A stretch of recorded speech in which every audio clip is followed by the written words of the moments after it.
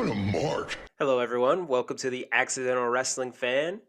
In the virtual TAWF studio, we have Kaz, au Hello. revoir, Hello. John.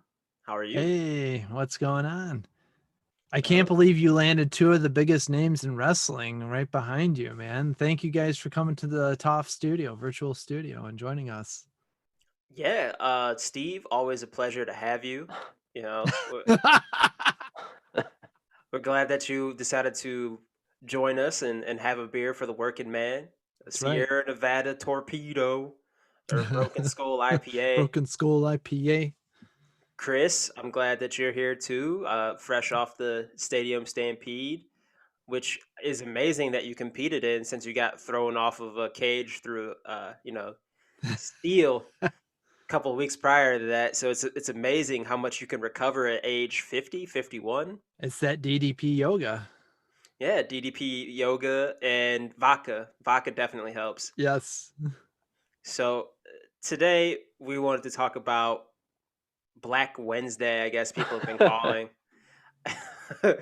It was kind of a shock, some of the names that got released by WWE on Wednesday. And I guess we'll just start from the top here. Braun Strowman, I can't believe he got released. Do you guys have any idea as to why WWE would get rid of him? I do not at all. That was probably the most shocking one of them all. Here's a guy who I thought who was presented as like a main dude, a top dude in the company for the past number of years. I mean, this dude held the WWE title. Was in marquee matches. That one just came out of left field. A lot of them did. I mean, but that one probably shocked me the most. Yeah, I absolutely agree. At first I thought it was just some BS report. I didn't think anything of it because just made no sense to me. Why do you do this, especially after you already had a round of cuts? And then all of a sudden this springs up. No one knows what it's all about. There was no talks about this. It just kind of happens, lands in the laps of the fans, and everyone's like, wait, what? So yeah, it was really until I know we texted about it. And then as soon as we texted, like my phone showed me a tweet from WWE and it was like, hey, it's confirmed. I was like, dear God, that the way they're just so matter of fact about it. And it's just really, really weird to me. Yeah, it was really weird. Alistair Black has got to be, as I think about it and look at these names, the weirdest one Yeah. because they hired people to animate videos for his new character that he debuted on SmackDown. He started a feud with Big E. He cost Big E the Intercontinental Championship in that Fatal 4-Way. Was that 2 weeks ago? Last week? Something like that. Yeah, like 2 weeks ago. Yeah, and then he was just gone. So how did he just gonna explain how Big E was cost the Intercontinental Championship? I guess I take back the most shocking one. Yeah, Alistair probably was the most shocking. Not only him debuting that new gimmick, they ran like 2 months of vignettes, it felt like, building up to, him Wait, coming out and costing Big E the Intercontinental title, I believe, wasn't it? yeah, it was that Yeah. Fatal 4-Way, and they had to have spent a decent amount of money on animation because those animations were pretty good, and he totally was working on revamping his character. It was a little different than what he had done before at NXT, and then when he was called up to the main roster, and as well as the he got in really good shape. He had transformed his body, like he was way leaner. Like it looked like he was really geared up for a main event run. I'm like, oh shit! Like they're finally gonna give him the push that he should have got before. Like it seemed like they were finally getting him on track to be a top guy, and then he got released. That's really confusing. Yeah. I mean, everything about it. I was very interested actually in hearing how his character was going to be portrayed. It actually kind of brought me more interest into it to sit down and look into it. And then all of a sudden that happens. And I mean, the cool thing about it for him anyway, out of the whole situation was the fact that he was very open and talking about stuff, and still very polite and explained the situation as best as he could. But it's so weird, man.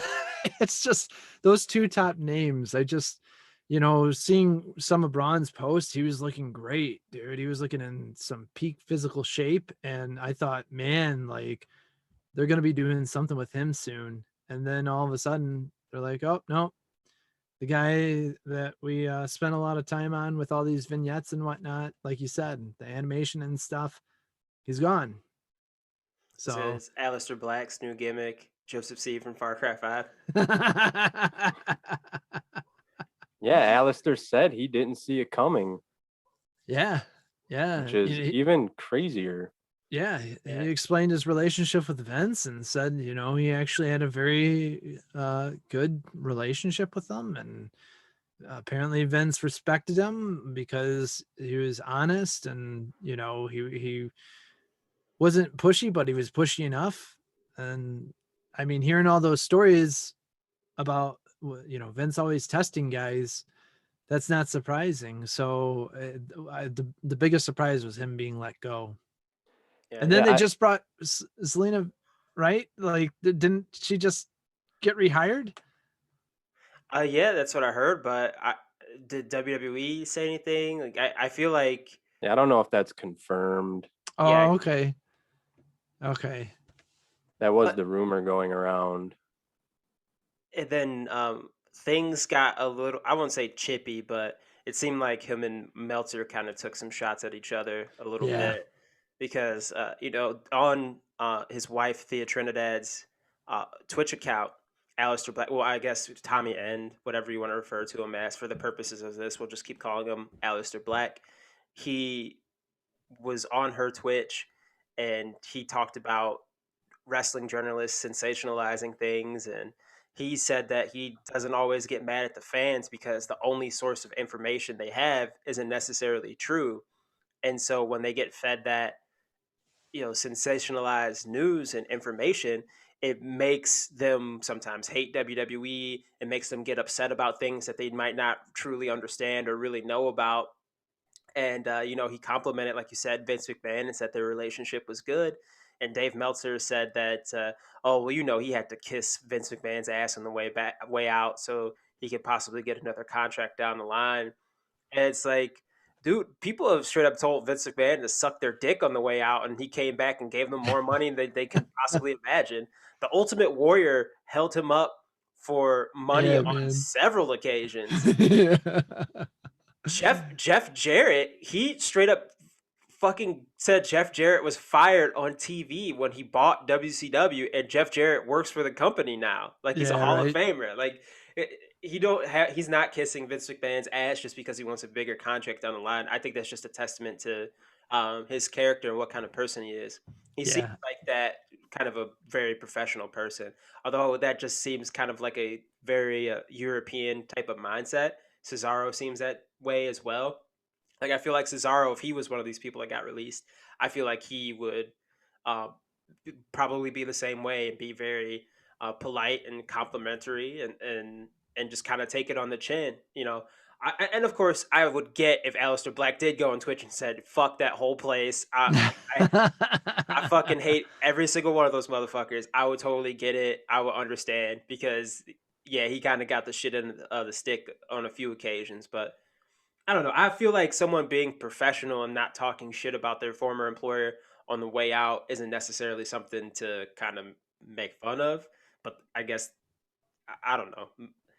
Meltzer's a weird dude. So yeah. I think that's the one thing too that a lot of people got to recognize is that not everyone's going to have the same attitude when they get laid off. There are going to be people that are going to, bear it, grin, and be like, yeah. I wish the WWE well on their endeavors as well. It was great, but he seemed genuine about it. I didn't feel anything. Like, I didn't feel like that was forced. I thought he did really well with it. He spoke really well about it, and maybe he obviously doesn't like the dirt sheets, because I'm gonna paraphrase, but I know he said basically like 5% is true and the 95% is what's fluff. And I mean that tends to happen, and I don't think he was necessarily putting that 95 all on Melts. It's just the way of gossip, right? Like that's just gossip in general, and the politicking and all of that, and the guys that want to talk and or the guys and girls that want to talk and spread whatever, like I think Alistair did mention like on the Twitch thing about Asuka. He was like, people got really thought she was getting upset and stormed off of one of the shows when that wasn't the case at all. She just packed up, left, and went to the next town. And I mean, who knows? Maybe she was a little upset, but like these things get blown out of proportion all the time. And, that's always the constant of saying, and in the world of telling a story, there's three sides. There's party A, party B, and the truth. And, we never really get to see 100% of the truth. A reason I feel really bad for, Alistair and even guys who before him, here's a guy who was on NXT thriving, one of the biggest guys on NXT at the time. And, you look at certain individuals on NXT who have been there for a long time, Ciampa, Gargano, Cole, they haven't been called up yet. Alistair, gets called up while he's thriving in NXT, gets called up because Vince, sees potential in him, wants to do something with him, comes up to the main roster, doesn't do shit with him really, and now he's fired. Yeah. And you look at guys like Ciampa and Gargano and those guys down there who just stay on NXT. It's like coming up to the main roster. I get why they want to stay on NXT, because coming up to the main roster is like, you're kind of fucked. What are the chances that you're really gonna get that big push? And I can't think of other guys off the top of my head who have been called up and are even gone from the company. But still, that's a shitty situation. I don't know. If he just would have stayed, he probably just wishes he was still on NXT, just doing stuff down there, because look what happened ultimately. Yeah, right. There's not too many success stories of the call up from NXT. No, that's my point, I guess. Yeah. Can we name any off the top of our head? Success stories from NXT? Yeah, Kevin not Owens? FCW, just NXT. Well, I guess there's a lot, but Becky Lynch, I would say. But I mean, does it really count because she wrestled before? Like, she wrestled for years and then took a break and then came back. But I mean, I guess if you want to just say someone who was in NXT and then got called up, I would count her as a success. And then Sammy. Yeah, I mean, if we're just counting people that went to NXT and not FCW, but was he in FCW? No, yeah, he went to NXT. Yeah.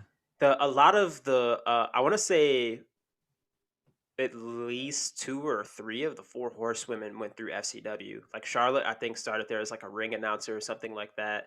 Do you think, not to cut you off, do you think when they're about to get called up, they have a choice in the matter? Or is Vince like, you're getting called up, you're coming up? Because it blows my mind to see like a Ciampa and a Gargano be there for fuck. How long they been there now? 6-7 years at least. The Cruiserweight Classic, I think, has already been 5 years ago, which is mind blowing because it's the same company. That's why it's weird. Let's see here. It says that June of 2015, Gargano took part in a WWE tryout. He lost to Apollo Crews in a dark match. He did not sign, but he continued to make appearances. He was in the Dusty Rhodes Classic. So, him and Ciampa beat Tyler Breeze and Bull Dempsey in September 9th, 2015. That was 6 years ago. 6 years ago. 6 years. So yeah, it's crazy. You would think that they do have some sort of say, like some of them probably do, but maybe Triple H goes for bat for them a little bit. But also, I more. guess Alistair's gimmick was right up. I could see like Vince being drawn to that. Like, ooh, we could do something with this guy. Mm-hmm. But ultimately, really didn't do jack shit with him. If you really think about it, what the fuck did they do with him? Nothing. And Yeah. you know, I feel like Alistair's gimmick would definitely be something Oh, that could really translate to being very captivating. But you keep seeing, or at least I have, keep seeing these reports online that uh, Vince didn't get the gimmick, even though they had a good relationship, at least according to Alistair. Vince apparently just didn't get him, even though Alistair Black, at least at one point in his life, he is really that character. Like he is a real life Satanist. He's an atheist Yeah. now, I think he said, but he was a legitimate Satanist. That's how he grew up. And you know, he talked about how he would do I think it was like tarot card readings, and that's how he would come up with his gear. And I think he said as he got more and more heelish, he would add more and more demonic inspired um, pieces and trinkets to his outfits and things like that. Like he really put a lot of time and thought into his character. And I feel like you don't see that often. I think he mentioned that he was doing Easter eggs with the lighting, with the when he was doing that segment when he first got called up. You know, come knock on the door because I'm looking for a fight. Usually, whoever would end up facing him, he would have the room lit to be like their outfit colors, like or like the colors associated with their logo. Like he really put a lot of time and thought into it, and I feel like someone who puts that much time and thought into their character, into their presentation, that sort of thing, I feel like that would be someone right up Vince's alley. oh yeah. Yeah. It, He mentioned on the Twitch that he wrote most of that, all that stuff for the vignettes. Yeah. Yeah. Which that was cool to hear that, he had a lot of say in all that, because nowadays you don't hear that. So that to me right there, that tells me something as well. I mean, if he's speaking the truth, he must have been held in some high regard to be able to have that much trust put into him to write his own stuff. yeah, you know, I mean, he's been how long has he been wrestling now? Like 20 years, something like that. He's been Man. wrestling for a really long time, which is crazy because I think he's your age, John. Yeah. Is he So, one of the guys who put his finger up Liger's asshole? yes, he is. Yeah. Him and Tommaso Ciampa. Yeah. Oh yeah. I I love people really freaked a lot of old heads really freaked out about that. And it's like you're not gonna talk shit about Liger, huh? You're gonna talk shit about the indie guys. Yeah, right. Yeah. Now let's get down to brass tacks, shall we? Why were these people released? So we got Aleister Black, Braun Strowman, Ruby Riott, Lana Murphy, Santana Garrett, which I think she only really made an appearance at the Royal Rumble in some one-off NXT appearances. Braun and Aleister, you could maybe say for contract reasons, freeing up some cap room, so to speak. You think Braun was making a million? Probably, I think he was he had a really big contract. Yeah, I I know would that for a assume. fact. I don't know the exact numbers, but I know he was getting paid very well. These seem like, and I'm sure anybody else out there listening has been reading up on this. These seem like the types of things that you would do if a company was looking to restructure or sell. Now, there's a couple of things where it doesn't really make a ton of sense for hi Duncan. You know that? Yeah, I'm sorry. yeah, it's okay. I forgot you're recording. I'm so bad. It seems like they're trying to sell. I don't know who they would sell to because they have up until 2024, I think, for both of their TV deals with USA and Fox. Now, it's possible that if either NBC Universal or Fox Corp buys WWE, that they might try to find a way to take care of those TV deals for the Hmm. other party, maybe pay it out. I did. Who was it? Lynch Cassidy in our Discord said that he could see them. Was it Lynch Cassidy? No, sorry, it was Pigpen. Jake New and Pigpen of Waste Management. Pigpen Phil. He said that they would go to completely streaming in 2022 WWE. He said AEW would move to Monday nights. I still think that the issue of TV, my dogs go nuts. I still think the issue of the TV deals is a big factor in them selling or not, but they definitely seem like they're selling the company or getting ready to sell. It just seems that way. Yeah, right. Yeah. Which is weird because I think we've always heard that the likelihood of Vince ever selling would be next to nothing. Like the possibilities, it would be a 0% chance. They would have to sell once he's dead. But who knows? Maybe in his old age, he's realizing, he wants to enjoy life. I think his mom's still alive. Yes, Even, she is. she's in her 90s, and who knows? Vince is, genetic jackhammer. The dude might live to be 125. Who knows? But maybe he just wants to enjoy life a little bit more. I don't know, but yeah, everything about this is just strange. Really Yeah, strange, because it's not, I think the one thing too we didn't talk about is they restructured within the company too. Not just the wrestlers, but the corporate. Yeah, they restructured a lot of the departments and put them all under was Oh, it Nick Khan and Kevin yeah, Dunn. man. Kevin Dunn is overseeing all of digital now, Yeah. I feel which so makes no sense. Anyone that has been anyone that first broke into any sort of industry before I was born and then continued to work in that company and that industry probably shouldn't be heading up your digital department. I'm sorry. That seems like yeah. a really fucking dumb idea to have a near senior citizen as the head of digital. That just makes no sense to me. But it just seems like Vince is pulling off some sort of wacky ass caper or heist and pulling a fast one. Like he's about to get. He's like, you know what?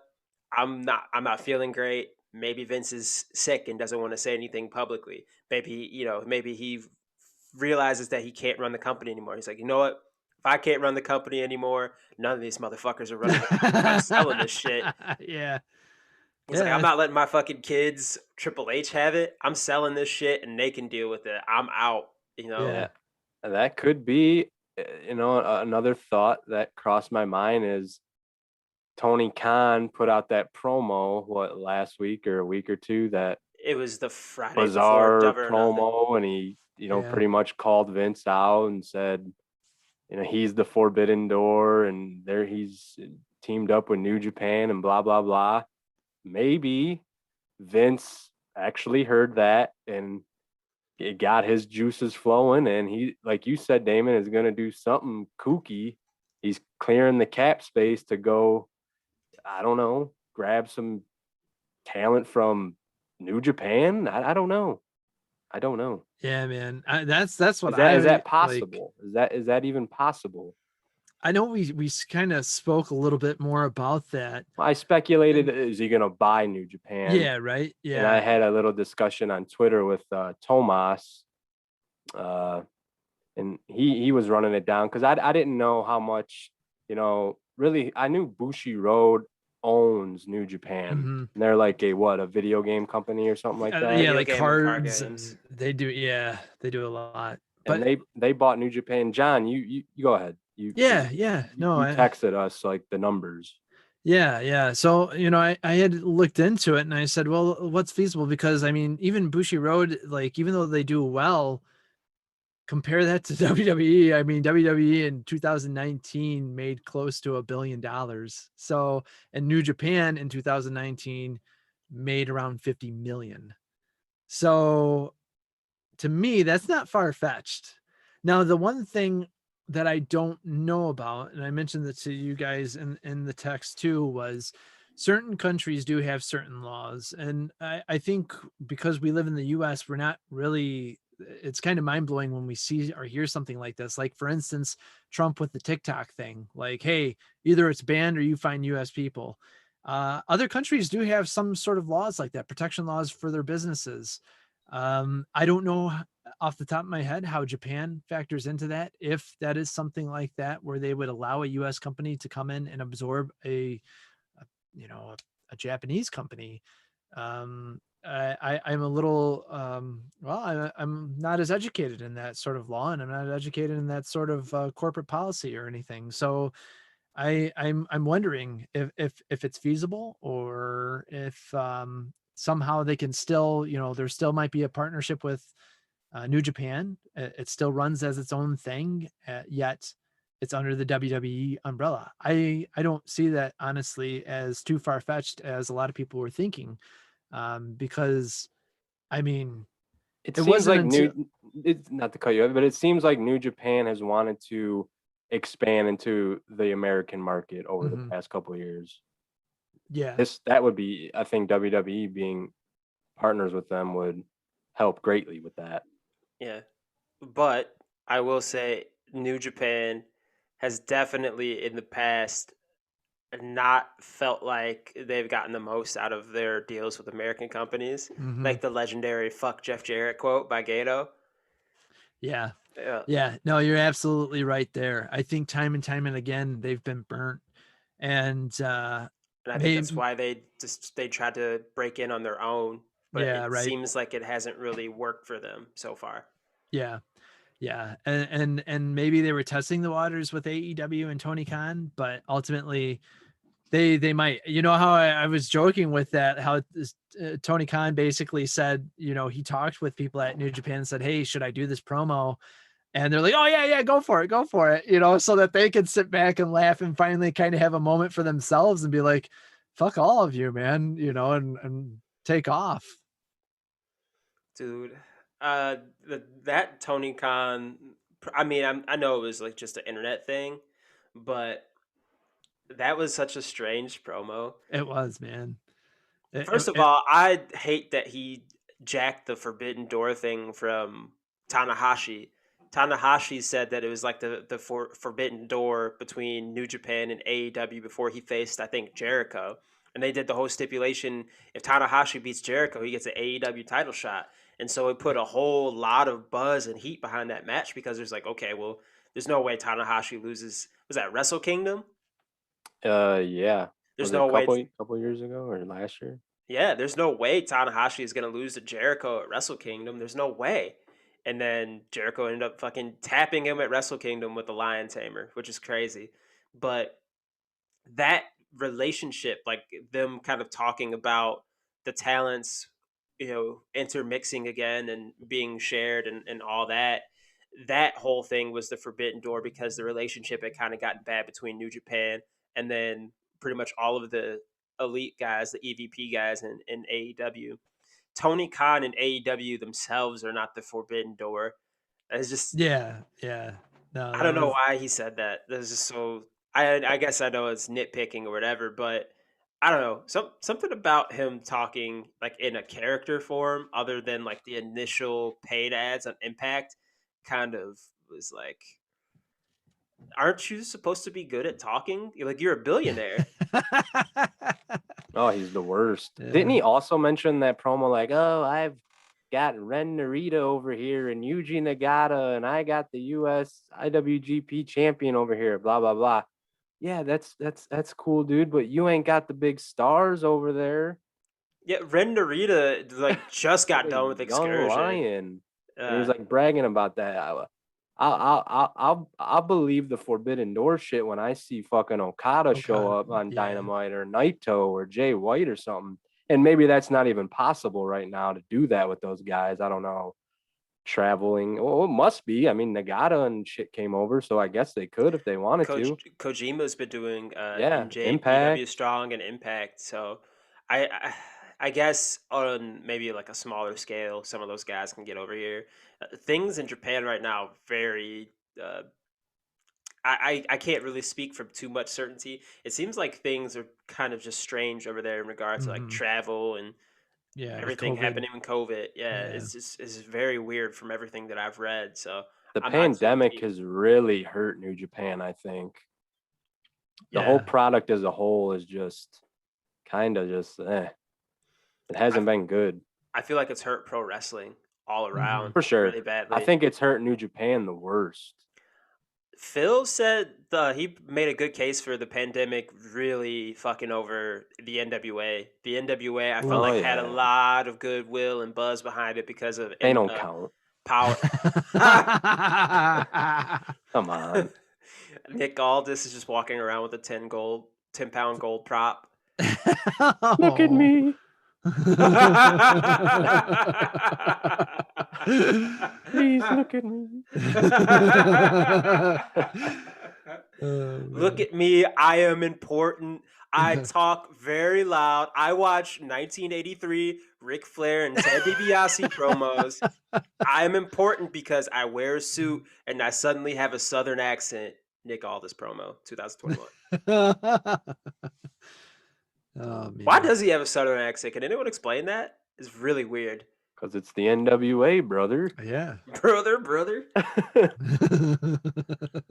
You gotta have a Southern accent. Yeah, that's part of the fucking Maison scene, man. Some film nerd shit. Look that up. Let's see. So we're back on the WWE selling train. I was looking. Let me see if I can see what their stock's at right now because I'm a stock guy. Oh yeah. Come on, man. You should know about this. You're. I know. I did look because Did you get into the AMC stock? Oh yeah. Nice. Oh yeah. Are you rich now? Not yet. We're hoping it pans out. We'll see. Let's see. Yeah, I mean the weird thing too, though, while you're looking that up, also was Tony Khan like actually, or the AEW account or whatever, like actually adding WWE. I understood why people are like, oh shit, everyone's working together. We're gonna find something out here because like that was just so weird and so like to me. I like that. Someone directly mentioning another company on Twitter is the sure sign that these companies are working together. Dude, I'm gonna at Steve Austin after this. That means that we're working with the Steve Austin show clearly because we added him. Doesn't that mean that? If I at Rihanna on Twitter, that means we're dating, right? Oh, absolutely. Okay, cool. That's how that works. Good to know. Yeah. I liked how Drew McIntyre took like a screenshot of it was like he was T-Mobile. following like the T-Mobile and Okada, and he posted something. He tweeted like, "Oh, look, finally T-Mobile is following me," and right below it was Okada. Yeah. It was kind of, well, I mean, it was, to me it was cringy that like another wrestling company that you're not working with added another wrestling company. It's just kind of like, I don't know, a little bit trying too hard.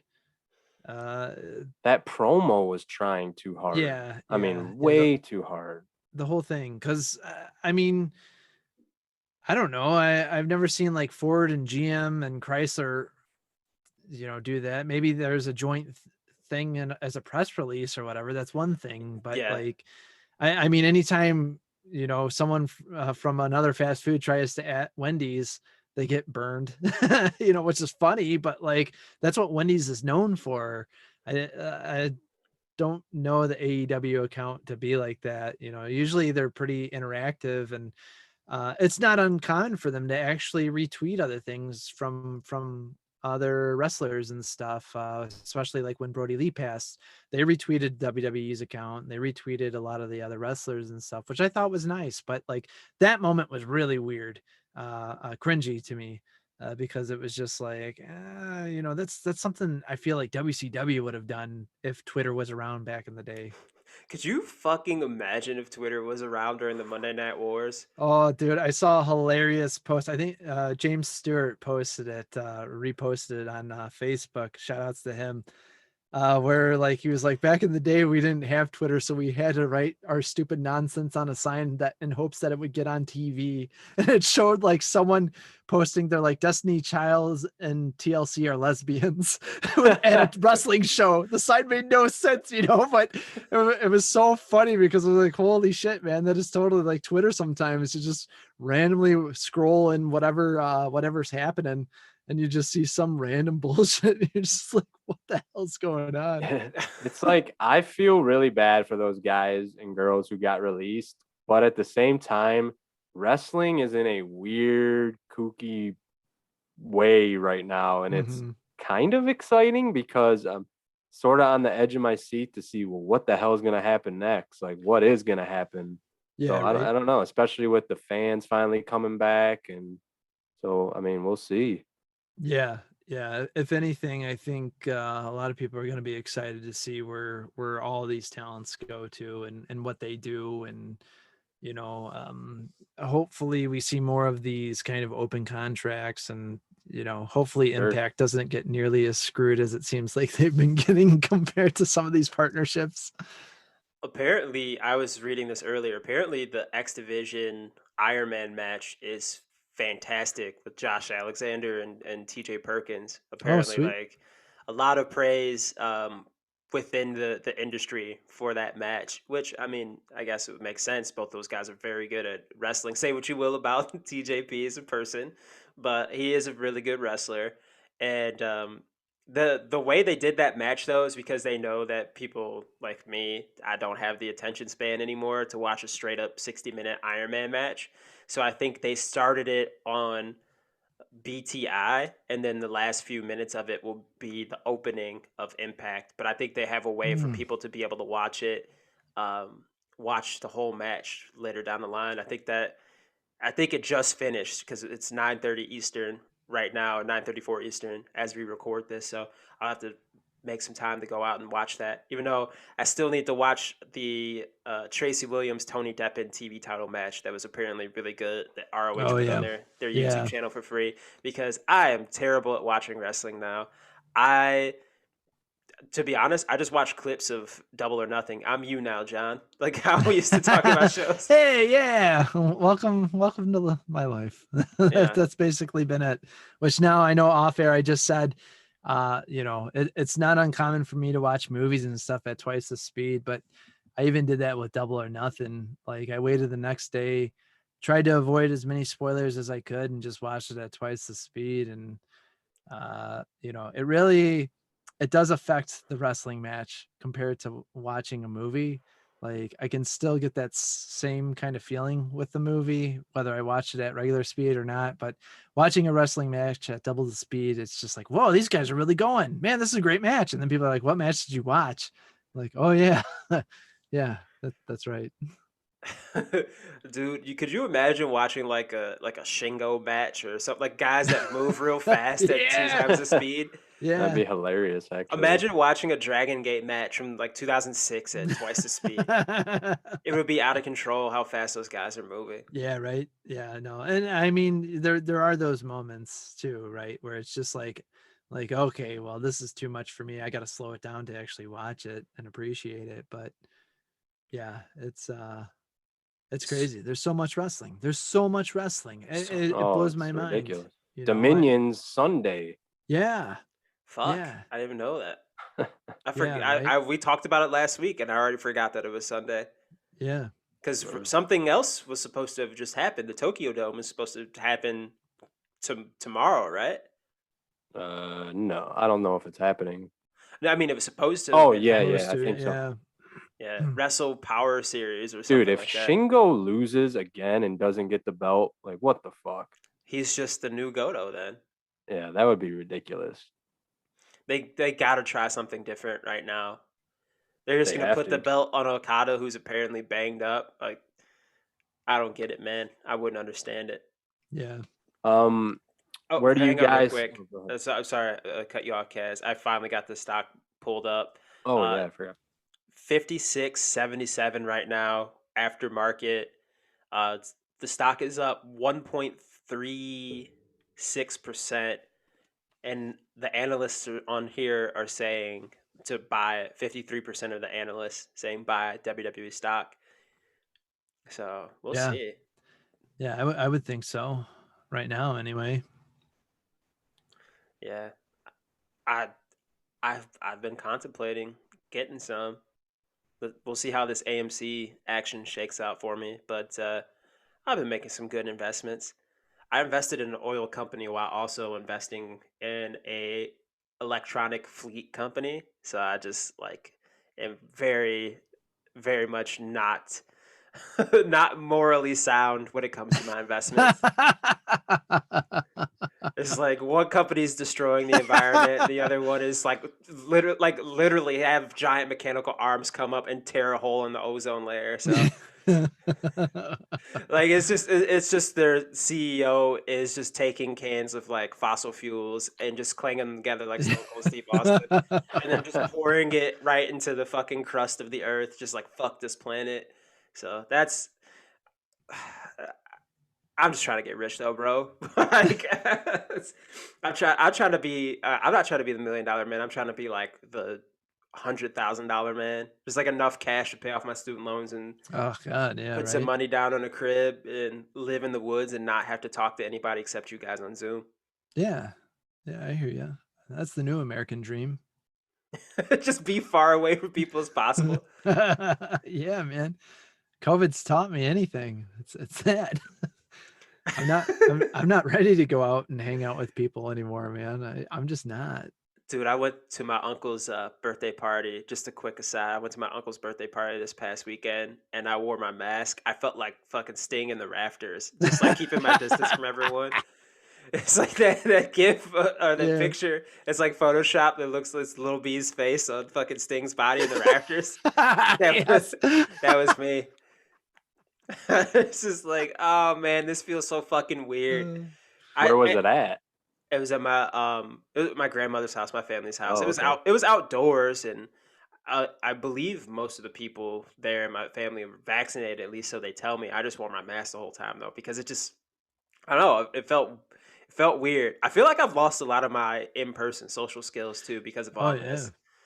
I feel like I'm more awkward than I actually am because so much of my life over the last year and a half almost has just been staring at a screen and just waiting for someone to stop talking, because none of us are talking to each other in real time. Everything is like slightly delayed for the other person depending on their internet speed, and it's fucking weird, man. It's been It a is. very weird time period. We're all the socially awkward homeschool kids now, man. After the pandemic, we don't know how to interact with anyone in person anymore. I feel the same way. Like every time I'm talking with someone, it is like I gotta catch myself sometimes. Like, always the joke is like, "Oh, enjoy your meal. Oh, you too." Like, I gotta catch myself say like I don't say like I love you to a complete stranger. It's like we actually had a conversation or something, and like the only people I've had conversations with are close friends and family. So it's like, "Oh, hey, how's it going? Oh, you have a good day. Love you, man." I've almost said I love you to people that I work with. I've almost said I love you when I was hanging up off the phone with a HR rep. Yeah, right. I know, man. Because like I'm just so fucking I'm awkward. so used to it. I'm so used to it. Oh man, I know this is off the rails, but like a woman was with her colleagues in person and she's like, "Oh, hey, what's up, guys?" And then she just let out a huge fart. And then she was like, "Oh my God." She's like, "I'm so sorry." And she walked away. It's just like, I'm so used to working at home, not having to worry about that stuff. I was like, oh man, yeah, I can understand that.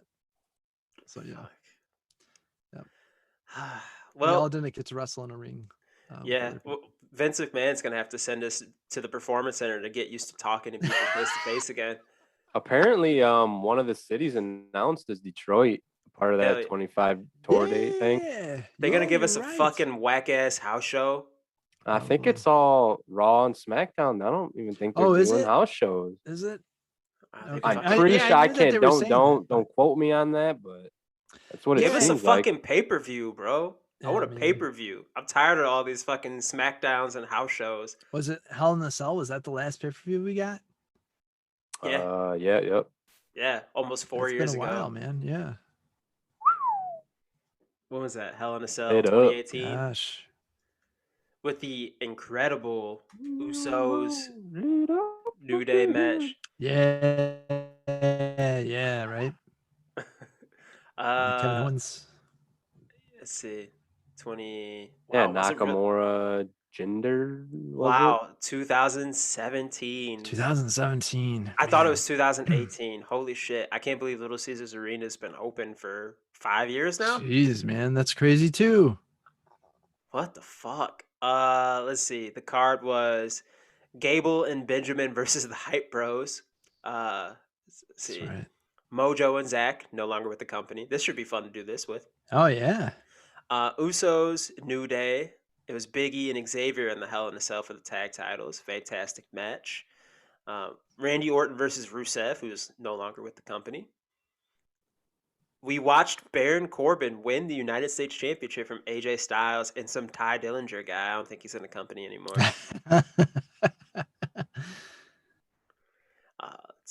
Jinder Mahal defeated Shinsuke Nakamura, which they should have just gave Nakamura the fucking belt.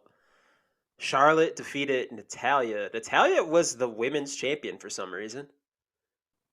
And then Bobby Roode defeated Dolph Ziggler, Kevin Owens, Shane McMahon in a 40-minute Falls Count Anywhere Hell in a Cell match. Yeah. Sami Why- Zayn came back. Yeah, Why that's was right. that match almost 40 minutes? That's so crazy that was yeah. Why? That match was almost double the time of the tag team title match with the Usos and New Day. That's crazy. What the fuck? What the fuck is wrong with this company, man?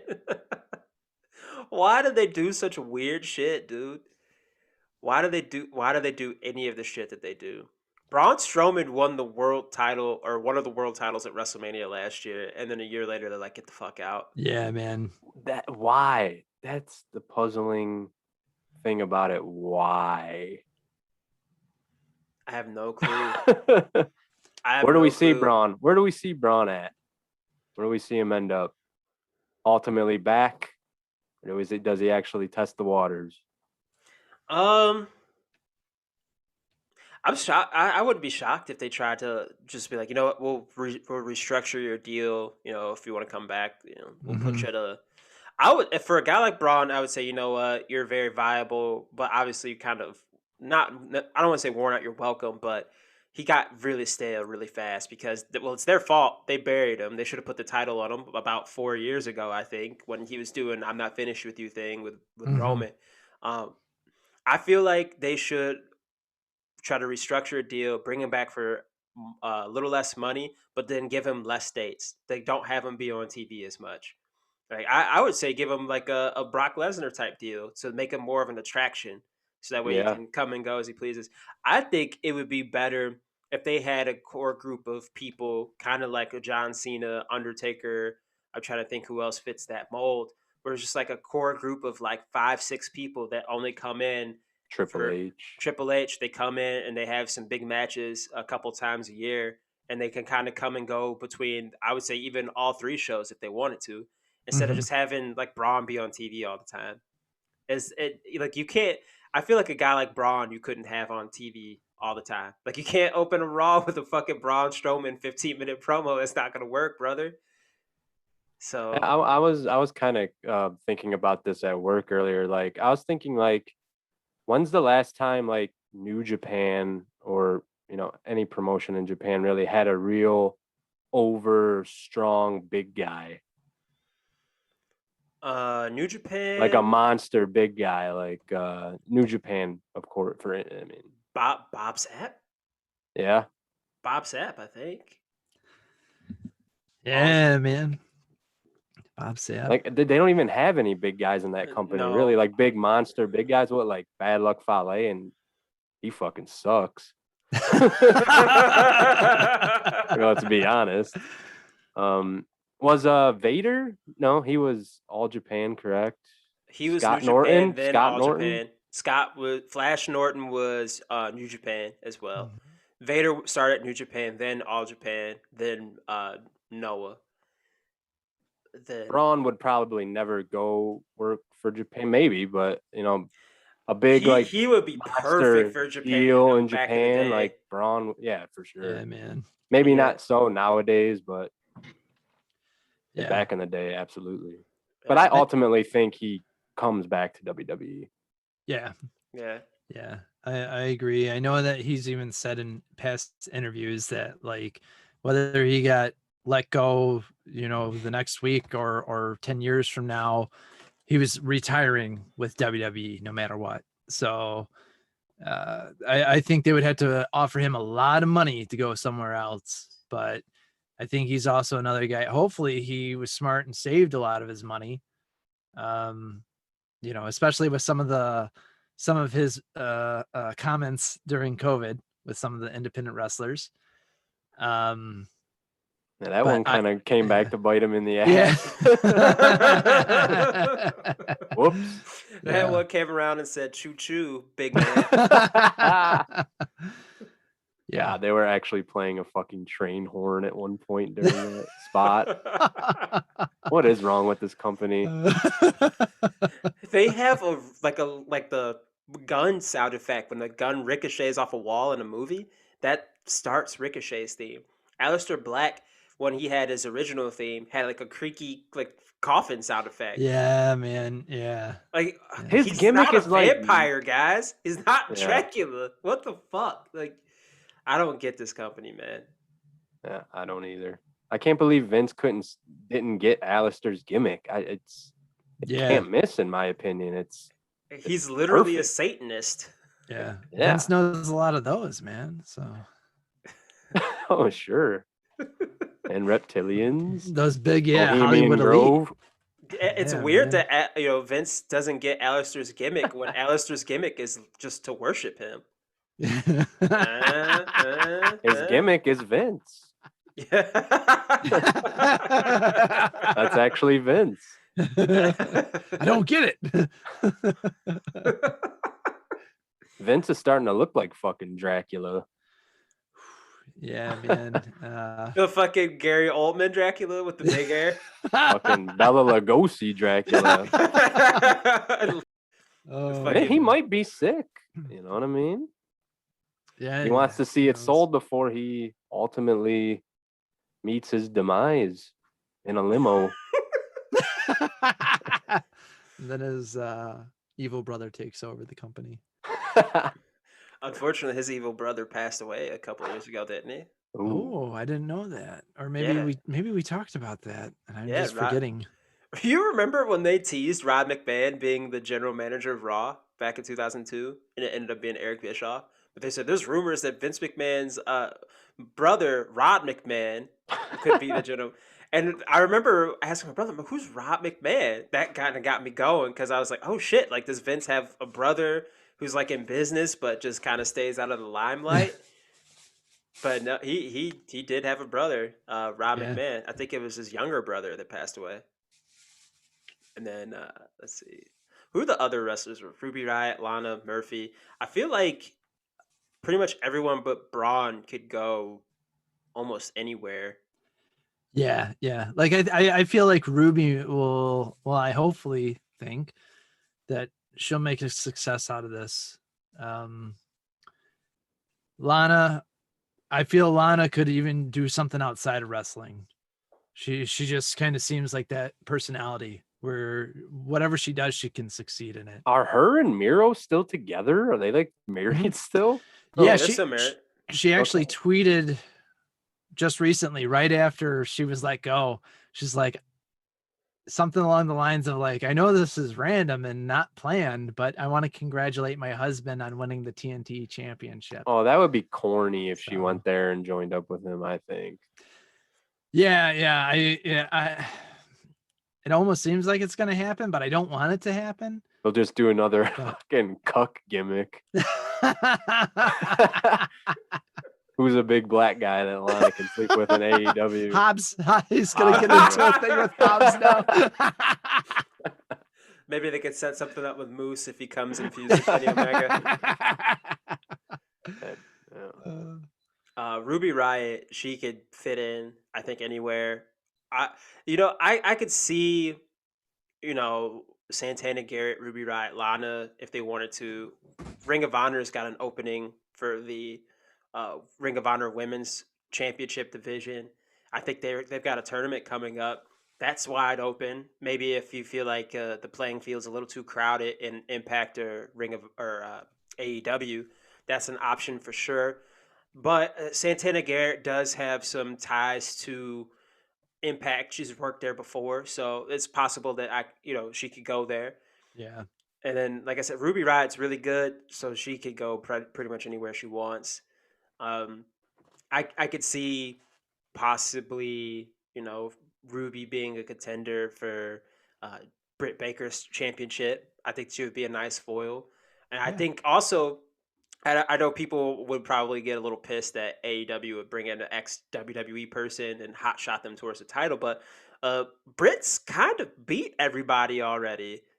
I think the only person she hasn't beat is Nyla, if I remember correctly. But she's beat mostly everybody in the entire division. I think there's like maybe one or two people she hasn't beaten. Yeah, right. Yeah, I think you're right. Yeah.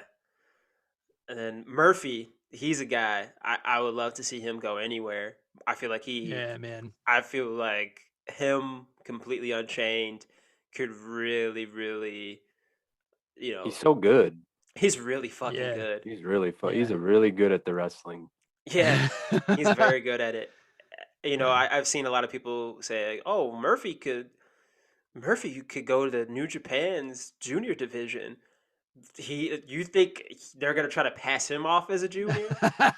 Yeah, right. Where did he wrestle before, like WWE and NXT? Anywhere, or was he? Australia. Yeah. Oh, that's- okay. Yeah. Yeah, I had never heard Did of he him. always go by Buddy Murphy? I think he went by. Let me see what his real name Yeah, is. no. I think he went by like Matt Silva or something like that, Oh, which okay. Yeah, right. I 'cause think might be his real name. wasn't that kind of like an old TAWF joke that we had when the original tag team right there, when we were trying to figure out who was who? Oh yeah. Textralia. It was like Yeah, I was like, Australia. one's fucking Australia, one's from Texas. I don't know. And then, of course, as we got to watch them wrestle, we're like, oh, Yeah, Murphy's the good one. Yeah, he Matt Adams is his real name, but his ring name was Matt Silva. Okay. Okay. So maybe he'll go back to being Matt Silva. Maybe he'll go back to maybe he'll go like as Matt Murphy or something Yeah, like right. that. I was gonna say probably that's probably more likely, right? Like Matt Murphy get away with it a little bit more. Yeah, and so that way people can just still keep calling him Murphy. Yeah, exactly. Yeah, he's really good. I could really see Impact. I think would be a good place for him because he could just really be a top person there. New Japan, he would be a good fit there. So many. I feel like if you name a promotion, he could fit there just with his style. I think he could really, really fit in. Yeah. And then who else? I think that's really everyone we covered. Alistair Black. I guess we didn't really talk about him, but again, with his style, he could go anywhere. I joked that Alistair Black and Murphy and Kenny Omega should have a triple threat match somewhere where they somehow do a triple knee strike spot, and then they somehow the force of them all flying kneeing each other at the same time causes them to fuse into one person. I think he's another one that ultimately might end up back in WWE. Alistair Black. Yeah. It just seems really foolish to let a guy like that go. Gonna be like a Jimmy Yang Wang story. Like Vince sees him backstage, is like, "Hey, why aren't you in gear? Get out there!" Yeah, he's like Zelina Vega's backstage, like he's back there visiting her, and like, "Hey, Tom, what the hell are you doing, man? Like, where have you been?" He's like, "Well, you fired me, and then before that, you didn't put me on TV for almost a year. What are you talking about? Roman's hurt. We need someone to win the Universal Championship. Get out there." Get out there. Man, Vince McMahon, what a fucking character. But I think this is a good place to wrap it up. I'm pretty sure my alarm here is going to be going off shortly, so let's do some plugs. Kaz, you've got your Bandcamp, if you want to plug that real quick. Yeah, it's under the moniker Telly K666. Do I have a hyphen in that? I forget. Shoot. I'm bad at this. I always put the link in the description. I've been Yeah. the last few episodes, so you'll be able to find the link in Sure. our YouTube, Podbean, Spotify. If you are listening to this on Spotify, make sure you click the follow button.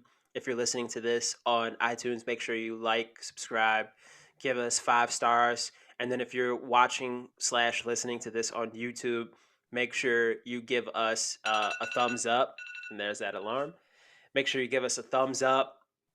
Subscribe to our channel. Watch all the content we have there. We've got a lot of great videos. A lot of Big short stars videos. on TikTok.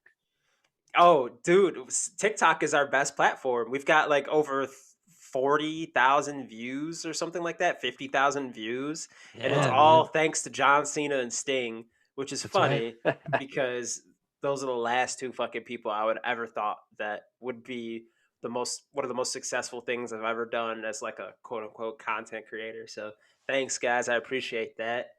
Um, what else? TEE.peb. Is that right? TEE.pub/LIC/DDT shirts. The link will be in the description. You'll see it. I haven't come up with any new designs. I should probably do that at some point. Make sure you get those Detroit wrestling shirts. Mhm. Let's see what else. I'm always so bad at plugging stuff because I'll always forget. I'm gonna be on my girlfriend's podcast, Those Bald Chicks, on June 10th. So make sure you look for that episode on iTunes or Spotify. Oh, in a little bit, Three Wise Men Media. They're with Elk. They're doing a really cool kind of on YouTube, like a wrestling challenge thing, and you might see a familiar face being the ref, being a terrible ref on that. So yeah, check that out as well. Does this ref take any payoffs to help someone buy a championship? Is he an evil No, ref? no, not an evil ref. More like a overly exaggerated. Oh man, Little Nate? Why am I forgetting Little Nate's Charles Robinson. Charles Robinson. I could remember Robinson, but yeah, very exaggerated. I kind of stole from him and some of the boxing refs back in the day that would be really exaggerative about like, yeah. So I took those two things, made it my own for it. But yeah, be on the lookout for that. That comes out in a couple weeks too, and that should be really fun. Yeah, so a lot to plug as always, and when that comes out, I'll make sure to link it in our description as well. So always make sure you stay tuned to everything happening in the world of the Accidental Wrestling Fan. Make sure you jump on our Discord. We would love to talk to you about Discord. We would love for you to argue with my brother and his terrible takes on pro wrestling. So Nice. I love arguing with my older brother about pro wrestling. It's a good time because he doesn't know what the fuck he's talking about. It's Anyway, gonna be a Patreon exclusive when we set up Patreon for TAWF. yeah, we should probably set that up, huh? We should probably find a way to bring in a little bit of money for this thing that we've been doing for a while. I'm tired of getting paid in handshakes and hot dogs, boys. It's time to take it to the next level. I want to get a fucking $35,000 a year NXT developmental deal. That's what we're aiming for next. Yeah, I want to be future endeavored. That's right. I want to be really good at my job, do everything that's asked of me, get promoted to the main roster, get fired, and then just sit around and collect my downside guarantee for a month and a half. Well, if you had fun listening to this episode, again, make sure you give us 5 stars on whatever the fuck it is you listen to this podcast on. Yeah, man. And remember to always tuck your chin.